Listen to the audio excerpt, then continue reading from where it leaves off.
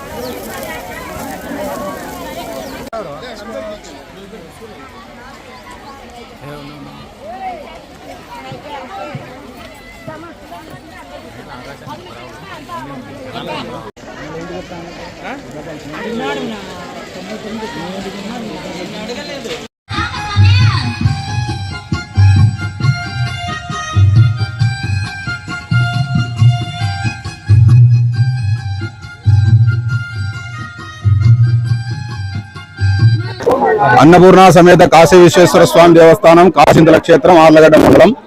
ఇక్కడ స్వామివారు వచ్చేసి నా పేరు శివనారాయణ శర్మ. ఇక్కడ స్వామివారు వచ్చేసి సద్యోజాతముఖంగా ఉంటాడు. ఇక్కడ స్వామివారికి విశేషంగా ప్రతి సోమవారం కూడా అభిషేకాలు జరుగుతుంటాయి. అన్నదానాలు ప్రతి సోమవారము పౌర్ణమి కూడా అన్నదానం కూడా జరుగుతుంటది. భక్తులు తమ కోరికలను స్వామివారికి విన్నవించుకొని కోరికలన్నీ కూడా నెరవేర్చుకొని అందరు కూడా వెళ్తుంటారు. ఇక్కడ స్వామివారు వచ్చేసి ముందు నది పారుతుంటుంది, ఒకలా నది. ఇది కాశీలో ఏ విధంగా గంగా నది పారుతుందో ఇక్కడ కూడా ఒకలా నది ఉత్తర దక్షిణంగా పారుతుంటది. ఇక్కడ ఈ ఒకలా నదిలో స్నానం చేసి స్వామివారి దర్శనం చేసుకోవడం వల్ల కాశీకి వచ్చినంత ఫలితం కూడా దక్కుతుంది. ఇక్కడ స్వామివారు వచ్చి అన్నపూర్ణాదేవి, కాశీ విశ్వేశ్వర స్వామి ఇద్దరు కూడా కొలువై ఉన్నారు.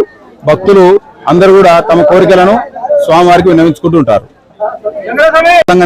పంచామృత అభిషేకము, మహాన్యాసపూర్వక రుద్రాభిషేకము, తర్వాత స్వామివారికి ఈరోజు కళ్యాణం జరుగుతుంది.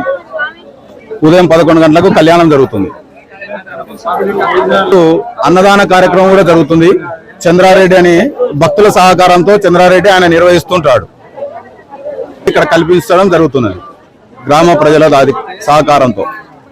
నంద్యాల జిల్లా ఆలగడ్డ టౌన్ పిఎస్ లిమిట్స్ కు సంబంధించిన ఈ కాశీంతల పుణ్యక్షేత్రం ఈశ్వరుని దేవాలయంలో ఈ కార్తీక పౌర్ణమి సందర్భంగా ఇక్కడ పెద్ద ఎత్తున జనాలు అంటే దర్శించుకోవడానికి వస్తున్నారు.